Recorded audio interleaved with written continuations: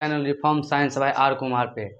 इससे पहले हमने क्लास 6 के साइंस चैप्टर नंबर 1 को पूरा अच्छे तरीके से पढ़ा दिया हूँ, उसका पूरा MCQ भी करा दिया हूँ। आज हम लोग चैप्टर 2 को लेकर आए हैं इस वीडियो में, और इस चैप्टर के बारे में हम पूरा डिस्कशन करेंगे। एकदम पूरा एंड तक वीडियो देखिए, है ना, देखते रहिए और आगे बढ़ते हैं हम लोग। फर्स्ट में चैप्टर का नाम है सजीव जगत में विविधता। चैप्टर का नाम है सजीव जगत में विविधता। चैप्टर का जो नाम है वो सजीव जगत में विविधता है। ये क्लास 6 के चैप्टर नंबर 2 है, ठीक है। सेम जैसे क्लास 1 को हम पढ़ा दिए हैं पूरा बढ़िया से, उसी प्रकार से इसको भी एकदम बढ़िया तरीके से हम लोग समझते जाएंगे। आप लोग चाहें तो साथ ही साथ लिखते जा सकते हैं, ठीक है। और इस चैप्टर को एकदम बेहतरीन तरीके से भी हम समझाते हैं। इसको इंग्लिश में बोलते हैं diversity in the living world, ठीक है, सजीव जगत में विविधता। अब आता है बात, पहले जो चैप्टर का नाम है पहले उसको डिस्क्राइब करते हैं, आखिरकार ये कह क्या रहा है। आपके किताब क्लास 6 के बुक में जो लिखा हुआ है एकदम उसी के सेम व्यू से सेम अनुसार किताब में जो लिखा हुआ है उसी के अनुसार से हम आपको बताते हैं। एक्स्ट्रा नहीं कुछ हम इसमें एड ऑन करते हैं, नहीं इसके हिसाब से हम छोड़ते हैं, ठीक है। तो सबसे पहले हम बात करते हैं कि सजीव, आखिरकार सजीव किसे कहते हैं, ठीक है। सजीव तक जहां तक बात है, सिंपल साधारण भाषा में अगर आपसे कोई पूछे कि सजीव किसे कहते हैं, तो आप सिंपल साधारण में बोल सकते हैं कि जिसमें जान हो उसे सजीव कहते हैं।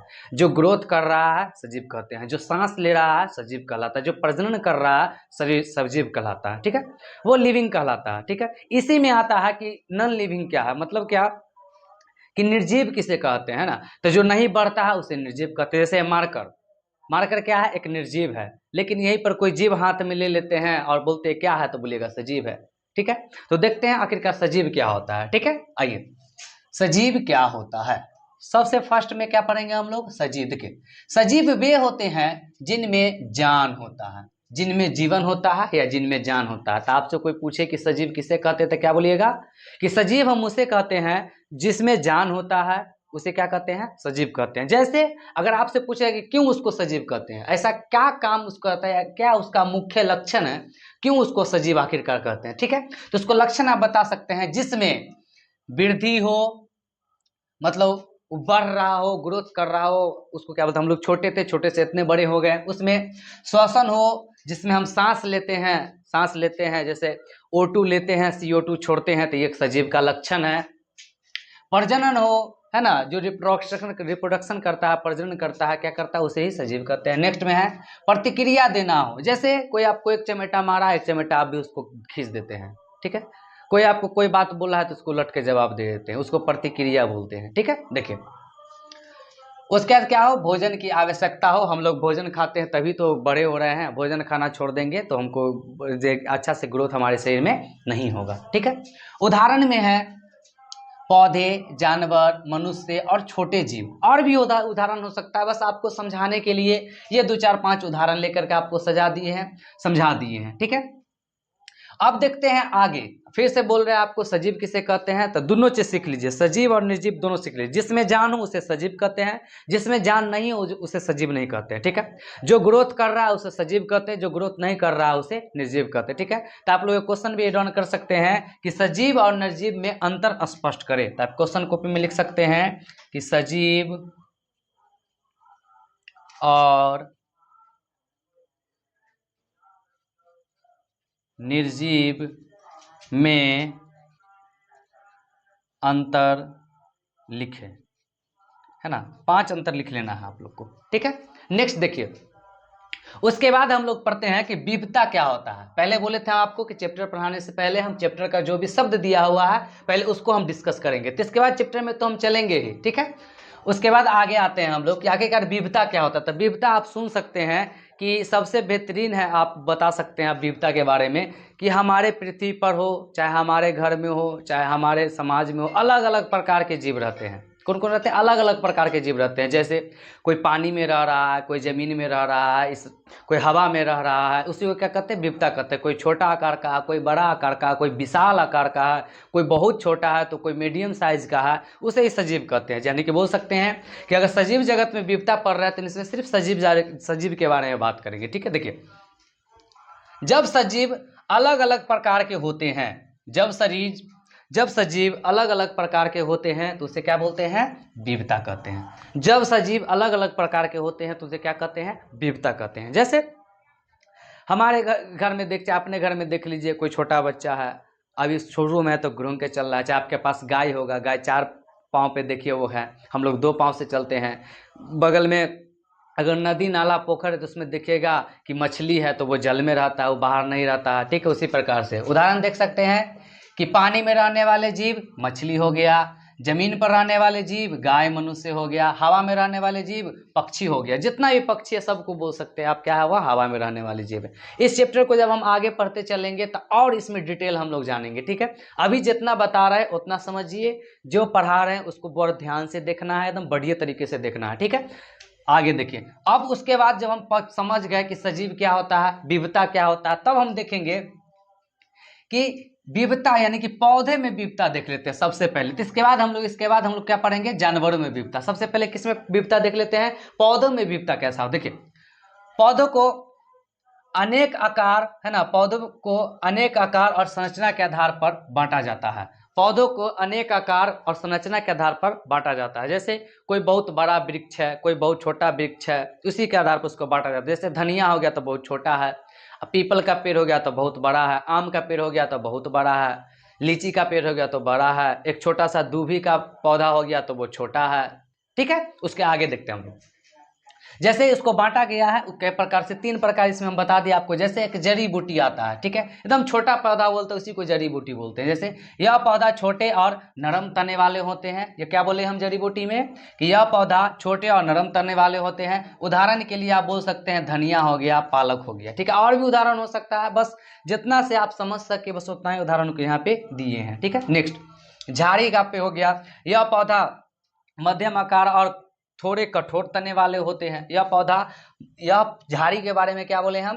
कि यह पौधा मध्यम आकार और थोड़े मतलब थोड़ा सा कठोर तने वाले होते हैं। तने मतलब उसका जो शरीर होता है ना, तना होता है। जैसे हम लोग का शरीर ऊपर से नीचे तक, क्या पैर से नीचे, ये जो शरीर है वो क्या है? तना है। जैसे मान सकते हैं हम कि मान लीजिए कि एक पौधा ये हमें है, ठीक है, एक पौधा ले लिए जिसे हम गमला में रख देते हैं, ठीक है। इसका ये पत्ती हो गया, इसका इधर से पत्ती हो गया, ठीक है। तो ये जो पौधा हुआ, ये जो बीच का भाग है, इसी को क्या बोलते हैं हम? तना बोलते हैं। इसको क्या बोलते हैं हम? पत्ती बोलते हैं, ठीक है। आ रहा बात समझ में? चलिए, नीचे जो होता है उसको क्या बोलते हैं? जड़ बोलते हैं, ठीक है। आइए नेक्स्ट, उसके बाद क्या आता है? वृक्ष। जो बहुत बड़ा होता है उसे ही क्या कहते हैं हम? वृक्ष कहते हैं। सबसे बड़ा को क्या बोलते हैं? वृक्ष कहते हैं। जैसे उसके लिए कहते हैं ट्रीज। देखिए, यह पौधा बड़े और मजबूत तने वाले होते हैं, जिससे फर्नीचर का सामान बनता है, कुर्सी टेबल सब बहुत बड़े बड़े पौधे का बनता है। जैसे उदाहरण में हो गया आम हो गया, नीम हो गया, पीपल हो गया, और भी ले सकते हैं, बरगद हो गया। ये सब क्या हो जाता है? बड़े तने वाले जीव हो जाता है, ठीक है। एक दफे इसको फिर से हम रिकॉल कर देते हैं, ठीक है, सुनिएगा फिर से। सजीव क्या होता है? जिसमें जान होता है उसे सजीव कहते हैं। विविधता क्या होता है? अलग अलग प्रकार के जीव रहते हैं, उसे क्या कहते हैं? विविधता कहते हैं। अलग अलग स्थान पे भी रहते हैं, वो आगे देखेंगे इस चैप्टर में। उसके बाद क्या बताया हमने क्या बताया? पौधे में विविधता बता दिया। पौधे अनेक आकार और संरचना के आधार पर पौधों को कई भागों में बांटा गया। 3 भाग आपको यहाँ पे पढ़ा दिए, जैसे जड़ी बूटी पढ़ा दिए, झाड़ी पढ़ा दिए, वृक्ष पढ़ा दिए। जड़ी बूटी में बताएं कि यह पौधे छोटे और नरम तने वाले होते हैं, जैसे धनिया पालक बता दिए। झाड़ी में बता दिए यह पौधे मध्यम आकार थोड़े कठोर तने वाले होते हैं। उदाहरण में क्या था? गुलाब और तुलसी था। वृक्ष में क्या बताया? यह पौधे बड़े और मजबूत तने वाले होते हैं। उदाहरण में क्या था? आम और नीम। आगे अब हम देखते हैं जीवों में, पौधों में विविधता के बाद हम देखेंगे कि जानवरों में विविधता। जानवरों में विविधता देखते हैं हम लोग। पहले जानवरों में विविधता देखिए, जानवरों में अगर विविधता की बात कीजिएगा तो जानवर में भी कई प्रकार के विविधता होते हैं, ठीक है। बहुत उसमें भी विशाल होते हैं, उसमें भी बहुत छोटे ही होते हैं। देखते हैं, जैसे जानवरों को कई आधार पर, है ना, वर्गीकृत किया जाता है। अगर जानवर की बात कीजिएगा तो इसे कई आधार पर वर्गीकृत किया जाता है ना। जैसे पहला नंबर में रहने के स्थान के अनुसार, है ना। रहने के स्थान के अनुसार कहने का मतलब ये कि कौन कौन कहाँ कहाँ रहता है उसके अनुसार। जैसे पृथ्वी पर स्थलीय जीव है, जलीय जीव है, उभयचर है, वायवीय है। वायवीय मतलब वायु, देखिए स्थलीय जीव उसे कहते हैं, वे जीव जो स्थल पर रहते हैं उसे क्या कहते हैं, स्थलीय जीव कहते हैं। वे जीव जो स्थलीय पर रहते हैं, चाहे वे जानवर जो स्थल पर रहते हैं उसे क्या कहते हैं, स्थलीय जीव जानवर कहते हैं। जैसे शेर हाथी हो गया, कहाँ रहता है, स्थल पर रहता है। गाय भी हो गया इसी में, ठीक है। उसके बाद जलीय क्या कहते हैं कि वे जीव है ना, वे जीव जो वे जानवर जो जल में रहते हैं उसे क्या कहते हैं, जलीय जीव कहते हैं। जैसे मछली है, व्हेल हो गया, और कई प्रकार के जीव है। उसके बाद उभयचर, वे जीव जो जल और स्थल दोनों पर रहते हैं उसे क्या कहते हैं, उभयचर। जैसे मेढक, मेढक को देखते होंगे कि पानी में भी रह लेता है और क्या कर लेता है, बाहर में भी रह लेता है, पानी में भी रह लेता है और बाहर में यानी कि जमीन पर यानी कि स्थल पर भी रह लेता है, ठीक है।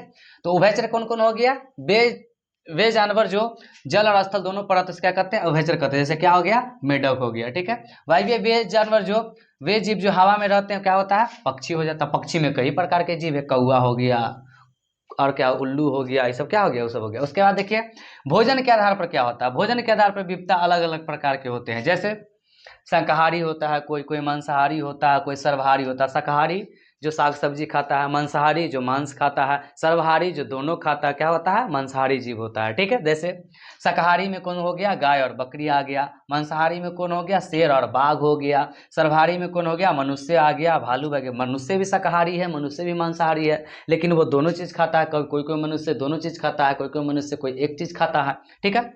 उसके बाद हम लोग को पढ़ना था कि वर्गीकरण क्यों जरूरी है। आखिरकार हम वर्गीकरण क्लासिफिकेशन क्यों करते हैं, इतना जीव जब पृथ्वी पर ही है, जल में ही है, जब वायु में, तो इसको अलग अलग क्यों पढ़ना पड़ता है हमको, अलग अलग क्यों इसको करके रखते हैं। इसलिए अलग अलग करके रखते हैं क्योंकि उसके बारे में सोचना, उसके बारे में समझना, उसके बारे में बूझना, उसके बारे में अध्ययन करना वैज्ञानिकों को क्या होता है, आधार अनुसार सही होता है, ठीक है। उसके आधार पर उसको करने में क्या होती है, आसानी होती है। जैसे सजीवों को समझने में आसान होता है, समानता और अंतर जानने में मदद मिलता है, वैज्ञानिक अध्ययन में सहायक होता है। समझ रहे हैं बात, वर्गीकरण क्यों जरूरी है, उसको अच्छा से अध्ययन करने के लिए, उसको समानता और अंतर जानने के लिए वैज्ञानिक के अनुसार क्या होता है, वो क्लासिफिकेशन करना क्या है, जरूरी है, ठीक है। उसके बाद नेक्स्ट में क्या पढ़ना था हमको, आवास। देखिए आवास में क्या होता है, जहां जीव रहता है, जहां जानवर रहता है, जहां रहता है उसको क्या कहते हैं, आवास कहते हैं। जहां जीव रहेगा क्या कहेंगे, आवास का। हम लोग घर में रहते हैं तो घर मेरा क्या, आवास है, ठीक है। देखिए जिस स्थान पर जीव रहते हैं उसे क्या कहते हैं, आवास कहते हैं। जिस स्थान पर जीव रहते हैं उसे क्या कहते हैं, आवास कहते हैं। जिस स्थान पर जीव रहते हैं उसे क्या कहते हैं, आवास कहते हैं। जिस स्थान पर जीव रहते हैं उसे क्या कहते हैं, आवास कहते हैं। जिस स्थान पर जीव रहते हैं उसे क्या कहते हैं, आवास कहते हैं। जिस स्थान पर जीव रहते हैं क्या कहते हैं, आवास कहते हैं। जैसे जल में तालाब हो गया, नदी हो गया, ठीक है। स्थल में क्या हो गया, जंगल हो गया, मैदान हो गया, घर भी एक आवास है, ठीक है। नेक्स्ट अनुकूलन क्या होता है, देखिए अनुकूलन करने का देखिए हमारे पृथ्वी पर गर्मी भी होता है, ठंडा भी होता है, लेकिन हम लोग रहते पृथ्वी पर तो उस प्रकार से क्या कर लेते हैं, हम अपने शरीर को बना लेते हैं। जैसे गर्मी में रहने का जिसको आदत रहता है वो आदत बना लेगा, ठंडा में रहने, ठंडा आ जाएगा पृथ्वी पर तो ठंडा का आवाज आवाज हो जाएगा, ठीक है, ठंडा का बना लेगा। जैसे अनुकूलन क्या होता है, जीव अपने वातावरण है ना, जो वातावरण गर्मी रहे ठंडा रहे है ना, उसमें क्या होता है, मौसम ठंडा रहे, जैसे बारिश का मौसम आ गया, ठीक है, तो वातावरण के अनुसार खुद को क्या कर लेते हैं, ढाल लेते हैं। मतलब उसमें ढाल लेते हैं कि हम गर्मी में भी रह लेंगे, ठंडा आ जाएगा तो ठंडा में भी रह लेंगे, बरसात के मौसम आ जाएगा तो बरसात के मौसम में भी रह लेंगे, ठीक है। उसी को क्या कहते हैं, अनुकूलन बोलते हैं, ठीक है। खुद को ढाल लेते हैं उसे क्या कहते हैं, अनुकूलन कहते हैं, ठीक है। जैसे ऊंचे अगर बात कीजिएगा ऊंट को, तो ऊंट रेगिस्तान में रहता है, रेगिस्तान में पानी की कमी होता है, लेकिन रूट भगवान ने ऊंट को क्या दे दिया है, उसको पानी स्टोर करने की क्षमता दे दिया है। वह पानी को स्टोर करके रख लेता है, कई दिनों कई महीनों तक वो पानी न भी पिए फिर भी जिंदा रहता है। कैसे, क्योंकि उसको भगवान उस प्रकार से बना दिया है, उस प्रकार से वो अपने वातावरण में ढल गया, रेगिस्तान में उस प्रकार से वो ढल गया था। क्योंकि जैसे बोला है ना कि ऊंट के शरीर में पानी जमा रखने का क्षमता होती है, मछली मछली के पंख तैरने के लिए होता है, ठीक है। उसी प्रकार से अब यहीं पर चैप्टर मेरा जो है सेकेंड चैप्टर जिसका नाम था सजीव जगत में विविधता, diversity in the living world, ये चैप्टर यहीं पर समाप्त होता है। हमको इसी वीडियो में इसको हम पूरा समाप्त कर दिए हैं। आप लोग बढ़िया से इस चैप्टर को पढ़िए, बार बार देखिए, नहीं समझ में आ रहा है फिर से देखिए, और दिक्कत इसमें हो रहा है और समझने की चेष्टा आपको और समझना चाहते हैं तो आप कमेंट कीजिए, इसको और डीप में ले जाएंगे हम। लेकिन आप क्लास 6 में है, क्लास 6 में ये बुक है, देखिए इसी बुक के अनुसार हम पढ़ाते हैं। देखिए इसमें बुक में है ना, देखिए मछली दिया हुआ है, देखिए ऊँट के बारे में दिया हुआ है, तो जो इसमें दिया हुआ है हम उसी के अनुसार पढ़ाते हैं, ठीक है। ये सब वैज्ञानिक का परिचय थोड़ा बहुत ये सब आपको किताब में रहा होगा, स्कूल में मिला है, उसको घर पे जाके क्या कर लेना है, पढ़ लेना है, ठीक है। इससे होगा क्या कि जब यहाँ पढ़ते रहिएगा, इसमें सबसे बेहतरीन सारांश आता है, सारांश भी आप पढ़ सकते हैं, जिससे आपको पूरा समझ क्लियर हो जाएगा। एक चैप्टर को रीडिंग कीजिए, ठीक है। अब यहीं पर मेरा वीडियो एंड होगा, लेकिन वीडियो एंड करने से पहले आपको बता दें, ये मेरा चैनल है reform science by R Kumar. आप लोग इसको बहुत सारा प्यार दीजिए, सपोर्ट कीजिए, सब्सक्राइब कीजिए, लाइक कीजिए, वीडियो को शेयर कीजिए। और भी इसको अच्छा से पढ़ना है तो और बताइए, आप कमेंट में बताइए, इसको हम और अपग्रेड करके लाएंगे, ठीक है। अभी इतना आपको हम बता दिए, आपके किताब के अनुसार जो है इनफ है। इसको आप बार बार देखिए, पढ़िए। चैनल को नए हैं तो चैनल को सब्सक्राइब कर दीजिए एकदम बढ़िया से, बेल आइकन ऑन कर लीजिए। रोज इसी प्रकार का वीडियो आता रहेगा। अभी क्लास चैप्टर 2 पढ़ा दिए हैं, कल इसी प्रकार से क्या आ जाएगा, चैप्टर 3 आ जाएगा, परसों क्या आ जाएगा, चैप्टर 4 आ जाएगा, और 10 15 20 दिन में क्या हो जाएगा, ये चैप्टर समाप्त हो जाएगा। लेकिन इसके साथ साथ अब हमको जो महत्वपूर्ण ऑब्जेक्टिव आता है इसमें का, वो भी हम आपको बताते जा रहे हैं, ठीक है। तो जो महत्वपूर्ण ऑब्जेक्टिव है उसको लेकर के हम कल आएंगे, ठीक है। यहीं पे वीडियो को एंड करते हैं। वीडियो पूरा देखिएगा, एकदम शुरू से अंत तक पूरा देख लीजिए, ठीक है। चैनल को सब्सक्राइब करते जाइए। धन्यवाद।